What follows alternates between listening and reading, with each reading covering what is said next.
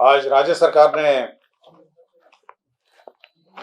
गृह विभाग ने बिहार पुलिस के सुदृढ़ीकरण के लिए पदों का सृजन किया है और सबसे बड़ी संख्या में पदों का सृजन किया है। पहला तो जो ERSS है, आपका डायल 112 जो राज्य में चलता है,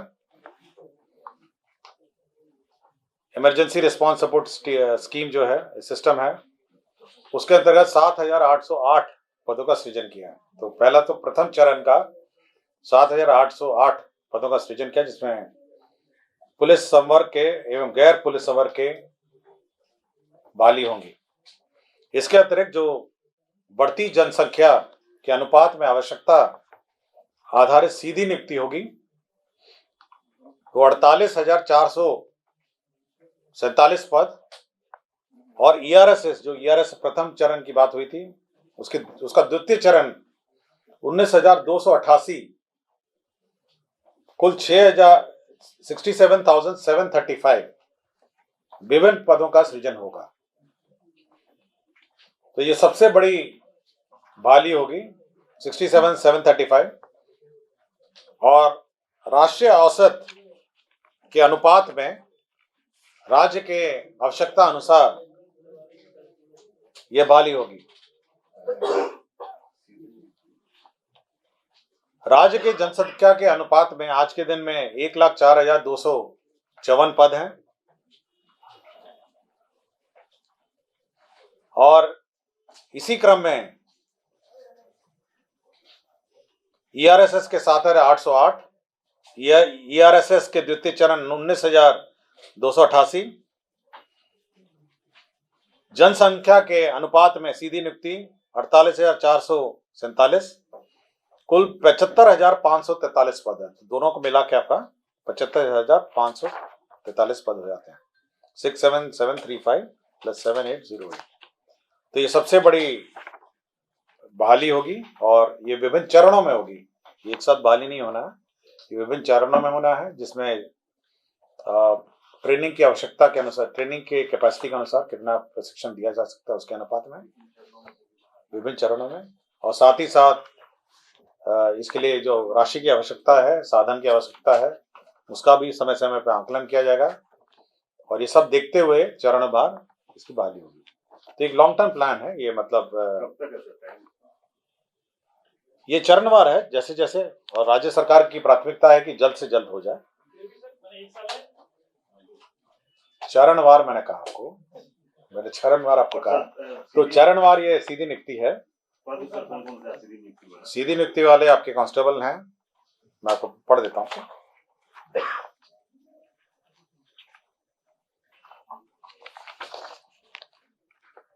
तो उसमें पुलिस निरीक्षक है, अवर पुलिस निरीक्षक है, सीधी वाले तो सिपाही चालक है, सिपाही हैं, हवलदार चालक हैं। सीधी नियुक्ति का मैं एग्जैक्टली पद पढ़ देता हूँ, जो ब्रेकअप है।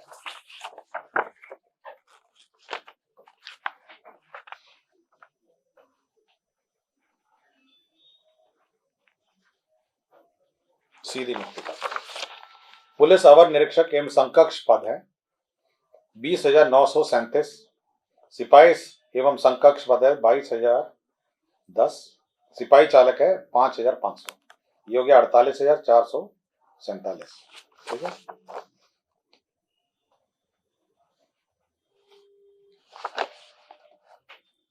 और ERSS के द्वितीय चरण वाले पद हैं, उसमें सिपाही है, सिपाही चालक है, और सहायक अवर निरीक्षक है। ये सारे हैं, ये पद हैं जो 19,288 है।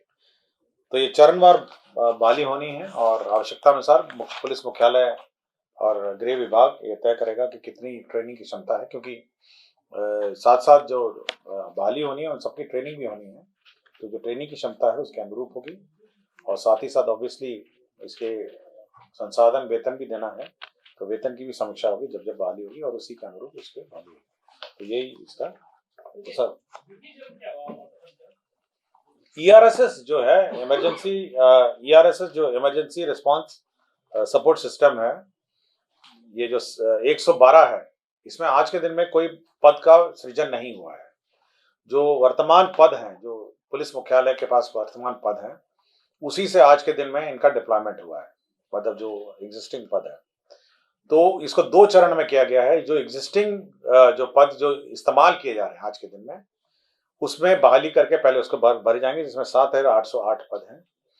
और द्वितीय चरण जो है, जो इसको और विस्तार किया जाएगा ताकि हर जिले, अभी केवल पटना जिला है, पटना का मुख्यालय है और कुछ जिला मुख्यालय में 112 चलता है। फिर हर पूरे जिले में, पूरे राज्य में हर जगह इसका कवरेज देने के लिए फिर ये द्वितीय चरण जो है ईआरएसएस का 19,288 पद क्रिएट किए जाएंगे, ताकि पूरे राज्य में 112 का जो त्वरित रिस्पांस सिस्टम है उसका गठन किया जाए। तो यही, इसीलिए 2 चरण की बात कर रहा हूँ। प्रथम चरण है जो आज के दिन में एग्जिस्टिंग है, जिसको वर्तमान पुलिस बल के माध्यम से किया गया है। और द्वितीय चरण है जो पूरा मैप है, पूरे राज्य में हर जगह इसको कवर किया जाएगा, तो वो द्वितीय चरण। ठीक है, और एक चरणबद्ध है, और राज्य सरकार की मंशा है कि जल्द से जल्द बहाल हो, और ट्रेनिंग कराना है, और साथ ही साथ इनका संसाधन भी उपलब्धता के आधार पर चरणबद्ध करना है। 13 नंबर क्या है सर? अभी ठहरी ना, ये चलने में।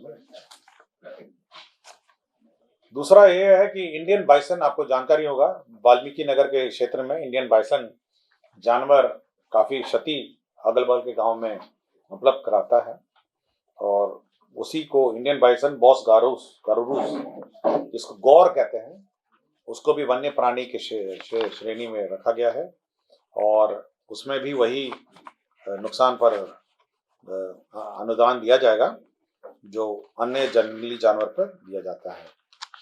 तो ये एक निर्णय लिया गया। जैसे मनुष्य की मृत्यु अथवा स्थायी क्षमता पर 5 लाख था, मनुष्य की गहरी चोट था उसमें 72,000 था, मनुष्य की हल्की चोट या घायल होने पर 12,000 था।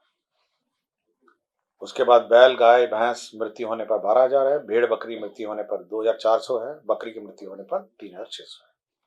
फिर मकान की क्षति है, मकान का दीवार टूटना है, फसल और पाकिस्तान। तो ये जो स्टैंडर्ड जो जंगली जानवरों के क्षति में जो अनुदान दिया जाता है, उसमें आप गौर जो है उसको भी इंक्लूड किया गया। 2,803 विद्यालयों में 50 करोड़ के रुपए के जो अनुरूप जो फर्नीचर, बेंच और डेस्क लगाए जाएंगे, और उसका कार्यान्वयन विद्यालय शिक्षा समिति के माध्यम से किया जाएगा। बिहार विद्यालय शिक्षा समिति हर पंचायत में जो गठित है, वे बेंच और डेस्क क्रय करेंगे, और 50 करोड़ राशि इस पर व्यय होगी। 50 करोड़ राशि। आपको जानकारी होगा जो तारामंडल है पटना मुख्यालय में, उसमें आपका इलेक्ट्रॉनिक कार्य चल रहा है, नया टेलीस्कोप का अधिष्ठापन किया जा रहा है, और साथ ही साथ अब इसकी एक गैलरी भी बनाई जा रही है, साइंस गैलरी है, स्टार्स और प्लैनेट्स की। तो 2,40,00,000 रुपए इसमें लगेंगे, और national council of science museum जो है इसको इम्प्लीमेंट कर रहा है, और ये राशि Bihar council of science and technology के माध्यम से विमुक्त की जाएगी। तो बिहार प्लानिटोरियम जो पटना स्थित तारामंडल है उसका सुदृढ़ीकरण। आपको जानकारी होगी जो इकोनॉमिक सर्वे और अन्य जो वित्तीय मामलों में जो रिसर्च किए जाते हैं, वो CPPF लोक वित्त एवं आर्थिक नीति केंद्र स्थापित थी वित्त विभाग के अंतर्गत, और ये आद्री के अंतर्गत ये स्थापित थी। अब आद्री की संस्था से इसको हटा के एक स्वतंत्र इकाई Bihar institute of public finance and policy बनाया जाएगा, एक इंडिपेंडेंट सोसाइटी, और ये आर्थिक जो नीतियां हैं राज्य की उस पर अध्ययन करेगी, समीक्षा करेगी और सुझाव देगी। ये वित्त विभाग के अंतर्गत ये सोसाइटी होगी, और इसके अध्यक्ष जो होते हैं वो अपर मुख्य सचिव, प्रधान सचिव वित्त विभाग रहते हैं, और इसका बोर्ड रहता है, इकोनॉमिस्ट रहते हैं। तो एक महत्वपूर्ण ये केंद्र रहेगा, और इकोनॉमिक सर्वे जो है यही संस्था गठन करती है। इकोनॉमिक सर्वे है और अन्य आर्थिक नीति पर रिसर्च। निबंधन कार्यालय है, उसका पुनर्गठन हुआ है। परसा, सोनपुर, पूर्णिया, बनमक्खी, समस्तीपुर, दलसिंह सराय, रोसड़ा, बीटा और दानापुर, इसका क्षेत्र का पुनर्गठन किया गया है इन निबंधन कार्यालयों का। यह मद्य निषेध उत्पाद एवं निबंधन विभाग का प्रस्ताव था।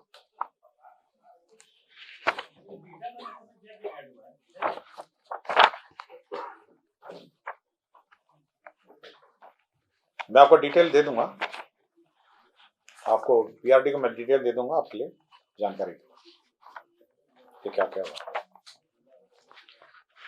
डॉक्टर जय कुमार सुमन है, चिकित्सा पदाधिकारी, सदर अस्पताल औरंगाबाद। ये 2/7/2016 से अनधिकृत रूप से अनुपस्थित रहने का कारण सेवा से बर्खास्त कर दिए गए हैं। बिहार संवरणालय लिपिकीय संवर्ग नियमावली जो है 2011 में संशोधन हुआ है। इसमें प्रमोशन के जो पद थे उसमें कितने कितने पद ऊपर होंगे और किस प्रतिशत में होंगे ये निर्धारित नहीं था। तो ये निर्धारित किया, निम्न वर्ग लिपिक 60%, उच्च वर्ग लिपिक 25%, प्रधान लिपिक 10% और सहायक प्रशासनिक पदाधिकारी 5%। तो प्रतिशत का निर्धारण हुआ।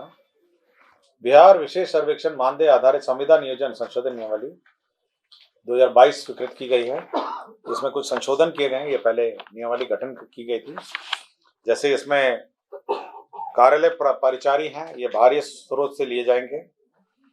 जो डेटा एंट्री ऑपरेटर है ये बेल्ट्रॉन से लिया जाएगा।